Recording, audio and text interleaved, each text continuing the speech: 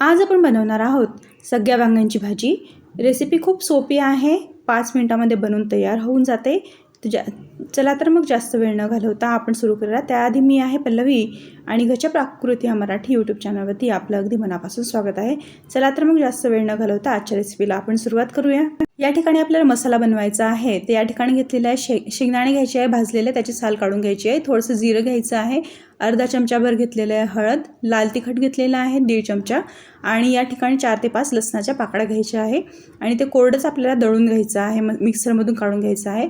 या ठिकाणी वांगे घेतलेले आहे। आपल्याला जास्त मोठे पण वांगे घ्यायचे नाही आहे, मोठे वांगे घेतले त्याच्यामध्ये बिया असतात आणि लहान वांगे घेतले तर ते कडसाट लागतात खायला, त्यामुळे अशाच पद्धतीने मीडियम साईजचे वांगे घ्यायचे।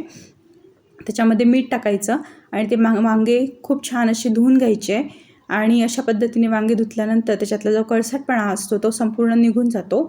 या ठिकाणी घेतलेला आहे कुकरमध्ये एक पळीभर तेल टाकून द्यायचं आहे आणि आपण जो ग्राइंड केलेला मसाला होता तो मसाला टाकून द्यायचा आहे। ही जी भाजी आहे ती खूप पटकन बनते, बनायला अजिबात टाईम लागत नाही आणि मसाला छान असा हलवून घ्यायचा। मसाला कोरडा असतो त्यामुळे तो खूप लवकर असा फ्राय होऊन जातो। मिक्सरमध्ये खूप सारा मसाला लागलेला होता तर त्यात जास्त वाया घालवायचं नाही, त्यामध्ये पाणी टाकून द्यायचं, हलवून घ्यायचं आणि तो टाकून द्यायचा।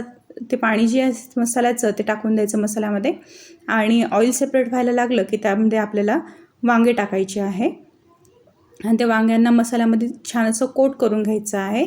या ठिकाणी आपण टाकणार आहोत मीठ टाकायचं आहे अर्धा चमचाभर। पहिल्यांदा 1 मिनिटभर आपल्याला वांगे जे आहे ते वांगे याच्यामध्ये मसाल्यामध्ये फ्राय करून घ्यायचे आहे अशा पद्धतीने, ज्या पद्धतीने मी तुम्हाला स्क्रीनवरती दाखवते आहे। आणि अशाच पद्धतीने आपल्याला मीठ टाकून घ्यायचं आहे, अर्धा चमचाभर मीठ घेतलेलं आहे। मीठही छान असं हलवून घ्यायचं, मिक्स करून घ्यायचं त्याच्यामध्ये आणि त्यानंतर आपल्याला या ठिकाणी अर्धा ग्लासभर पाणी टाकायचं आहे। तुम्हाला जर जास्त घट्ट हवी असली तर अर्धा ग्लासचं जास्त घट्ट पण नको आणि जास्त ग्रेव्ही पण नको, तर अर्धा ग्लासचं जे प्रमाण आहे पाण्याचं ते परफेक्ट आहे। आणि तुम्हाला जास्त ग्रेव्ही हवी असल्यास तुम्ही जास्त पाण्याची क्वांटिटी कमी जास्त करू शकतात। आणि पाण्याला उकळी आल्यानंतरच आपल्याला कुकरचं जे झाकण आहे ते बंद करायचं आहे आणि स्लो गॅसवरती 1 व्हिस्टल येईपर्यंत त्याला बेक करायचं आहे। आणि अशा पद्धतीने 1 शिटी येऊन गेली होती आणि कुकरचा पण प्रेशर रिलीज झाल्यानंतर मी ओपन करून केलं हे आणि या ठिकाणी तुम्ही बघू शकता छान असा ताजा कोथिंबीर धुतलेला टाकून द्यायचा आहे।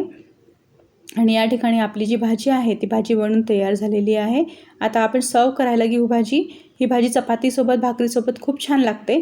तुम्ही चपातीसोबतही एन्जॉय करू शकता, भाकरीसोबतही एन्जॉय करू शकता किंवा भातावरती पण टाकून खाऊ शकतात। खूप छान लागते ही भाजी खायला आणि बनवायला पण खूप सोपी आणि साधी पद्धत आहे। तर अशा पद्धतीने आपली जी भाजी आहे ती भाजी बनवून तयार झालेली आहे। तुम्ही जर नवीन असाल चॅनलवरती, चॅनलला सबस्क्राईब केलं नसेल चॅनलला नक्की सबस्क्राईब करून मला मोटिवेट करा आणि व्हिडिओला एक लाईक नक्की करा। तुम्ही व्हिडिओ बघता पण लाईक करायला विसरून जातात, त्यामुळे लाईक करायला अजिबात विसरू नका। एक लाईक करा व्हिडिओला जेणेकरून, आणि बेल आयकॉन पण हिट करा जेणेकरून माझे जे सगळे व्हिडिओ आहे नोटिफिकेशन तुम्ही बघू शकाल। म्हणजे जास्तीत जास्त शेअर करा आणि कमेंट करून सांगा आजची रेसिपी तुम्हाला कशी वाटली, तुम्ही बनवली तर तुमची भाजी कशी बनली मला कमेंट करून नक्की सांगा। तुमचा फीडबॅक माझ्यासोबत शेअर करा। पुन्हा भेटूया नवीन रेसिपीसोबत, तोपर्यंत बाय बाय।